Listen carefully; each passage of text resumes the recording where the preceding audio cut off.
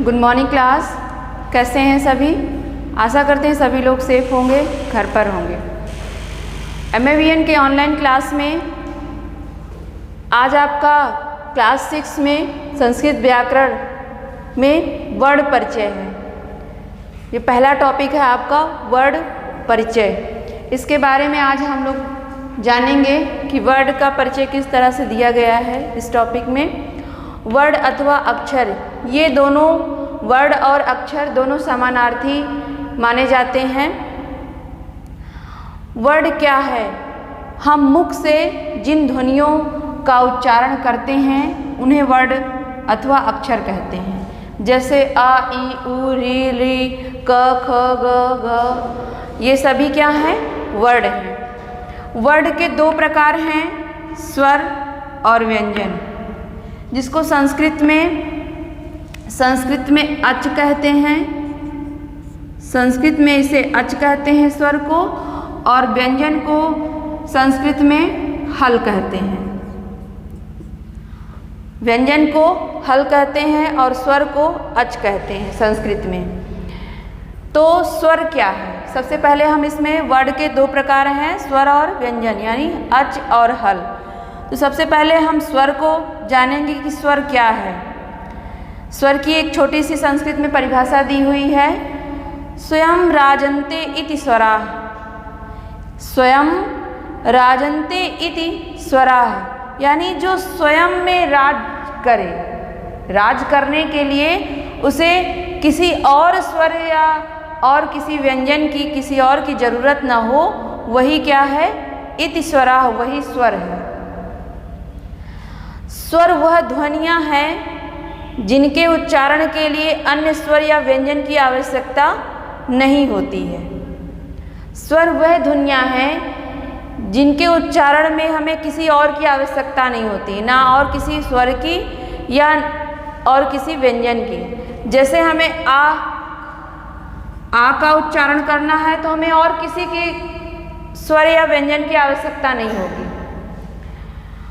और जैसे हमें का उच्चारण करना है शुद्ध रूप से, तो का में हमारा स्वर जो है छिपा रहता है। ये इस तरह से, ये व्यंजन शुद्ध इस तरह से होगा, इसमें का यानी स्वर छिपा रहता है। ये व्यंजन बिना स्वर के अधूरा होता है। ठीक है, तो स्वर के उच्चारण के लिए हमें किसी और स्वर या व्यंजन की आवश्यकता नहीं होती है। इसीलिए इसकी परिभाषा संस्कृत में दी गई है, स्वयं राजन्ते इति स्वराः। स्वरों, फिर इसके बाद यहाँ आएंगे। ये पोर्शन मैंने ऐसे, थोड़ी सी जगह कम थी इसलिए ऐसे कर दिया है। आप लोग जब फेयर कॉपी में लिखेंगे तो स्टेप बाय स्टेप जैसे मैं पढ़ा रही हूँ उसी तरह से आपको लिखना है। पहले वर्ण परिचय, फिर ये फ्लो चार्ट बनाएंगे, फिर ये यहाँ से मैंने कट कर दिया है। फिर स्वर की संख्या, स्वर के भेद और स्वर की संख्या, ये दोनों अलग अलग चीज़ें हैं। स्वरों की संख्या 9 है माहेश्वर सूत्र के अनुसार, और उसी को मान्यता मिली है। माहेश्वर सूत्र के अनुसार स्वरों की संख्या 9 है, जो आपके हैं अ, ई, उ, री, री, ए, ओ, ऐ, औ। ये सभी 9 स्वर हैं, जिसमें से आपके मूल स्वर 5 हैं, अ, ई, उ, री, री, ये 5 मूल स्वर हैं आपके। संयुक्त स्वर उसे कहते हैं जो 2 स्वरों से मिलकर बने हैं, उन्हें संयुक्त स्वर कहते हैं। 4 हैं ये, जैसे ए, ओ, ऐ, औ।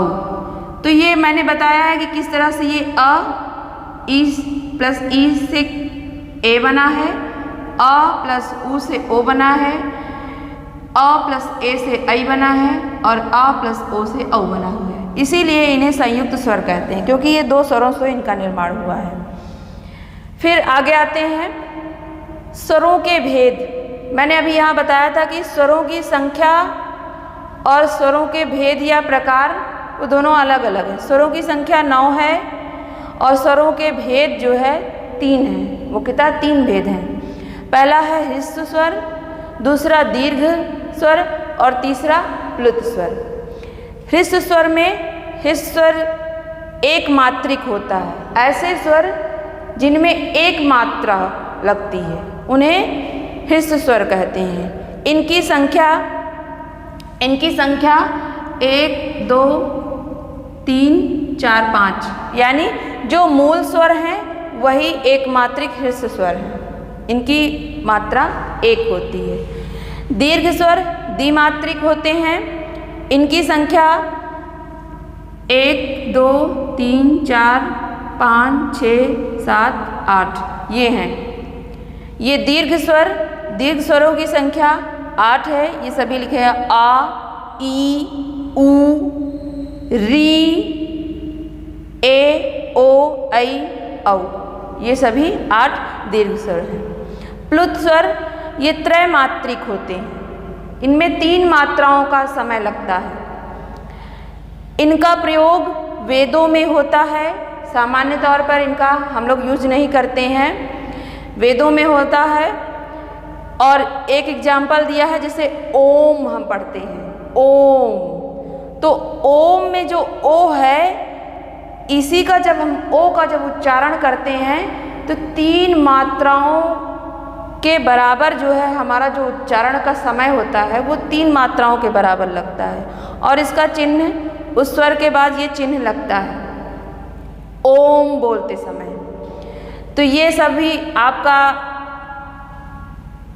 वर्ड परिचय में सिर्फ मैंने आज आपको इसमें सिर्फ स्वर के बारे में बताया है।